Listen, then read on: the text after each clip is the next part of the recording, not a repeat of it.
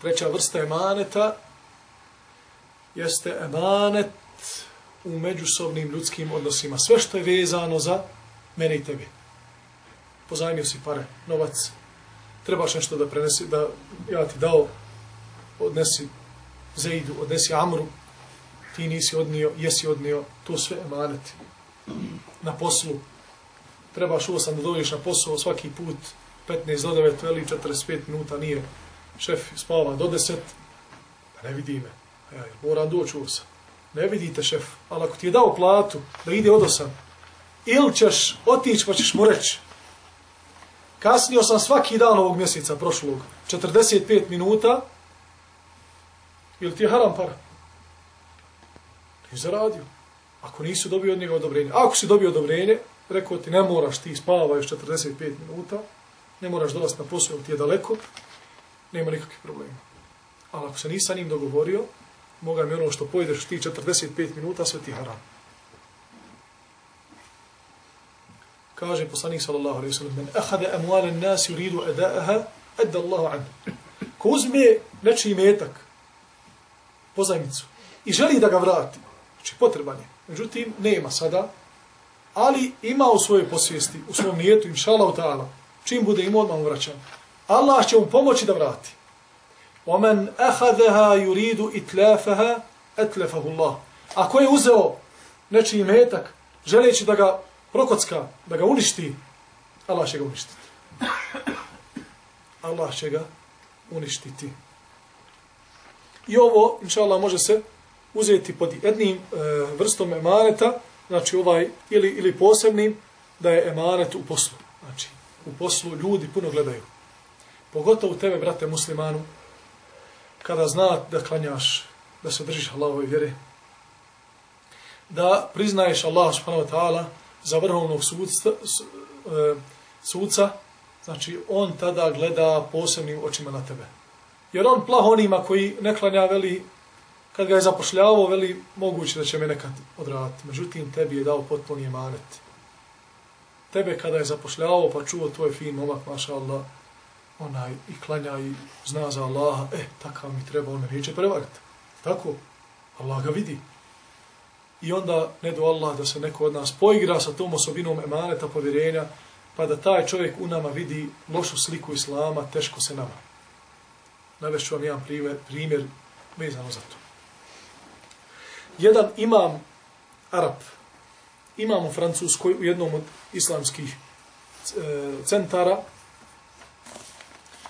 vozio se u javnom prevozu, da li je to bio trolejbus ili tramvaj, uglavnom, ili onaj voz, i kaže sad naplatna unutra, kod šofera, kaže, ja njemu dajem ne znam koliko eura, čega više, i on me vraća kusur i vraća mi kartu. Ja uzimam tu sve ovako.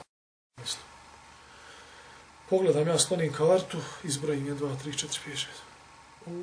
Vratio mi nekoliko onih feninga više. Sad ja sjedim i ide prevoz, razmišljam ga. U sebi. Pa veli, u osnovi on nevjernik. Radi tu za državnu firmu ili privatnu, pojedoši nas porezima, varaju nas. Pa kažu, uzet ću ove feninge, sad da ne idem tamo na vraćam, uzet ću i stavit ću i sebi u džep. Što fali. A i oni su meni koliko sam puta kaznio ili platio, nepravedno, saobraćani vaki naki. Veli kasnije u sebi pa hajde ne moram sad sebi uzeti. Ovo će inšala biti javni imetak muslimana, odvojiti sad ove feninge i kad dođem u islamski centar ima kasa, sadake, za davu, za rad, za islam, pa ću tu staviti. Veli, što da to radim, kaže, nije moj imetak, razumiješ. Ako su on nepravedni prema nama, nas gule, pa nećemo mi ni muslimanci.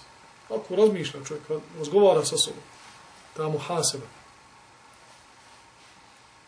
I pri izlazu na stanici uzmi on te feninge i pravo šoferu kaže, evo, kaže, izvolite gospodine, ovo je višak, kaže, dali ste nam više para nego što treba. Okrenem se šofer i kaže, znam.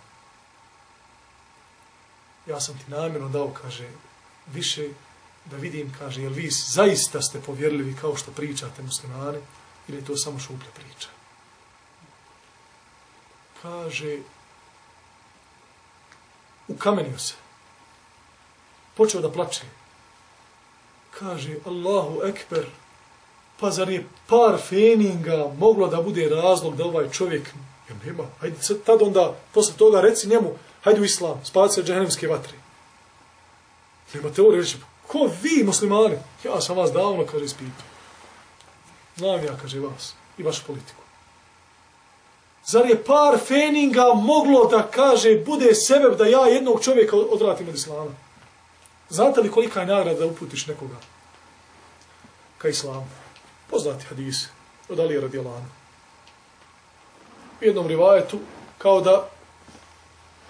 bolje da uputiš nekoga na pravi put, nego krdo crvenih deva.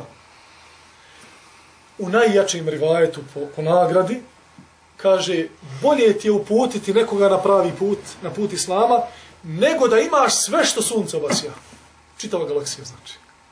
Zamislite, čitava galaksija, samo tvoja. Ime i prezime u opštini tamo, galaksija jednako je Zaid sin Amra. Allahu ekber. Svom Amidžiću, hajde ovdje, 20 duluma, tetki gore. Kako ti još raspoređuješ, galaksija tvoja? Hoćeš na Mars, ideš na Mars. Sve ti olakšava. Bolje ti. Zamislite sada kolika je kazna da odvratiš jednog čovjeka od islama. Ja vam neću odgovoriti.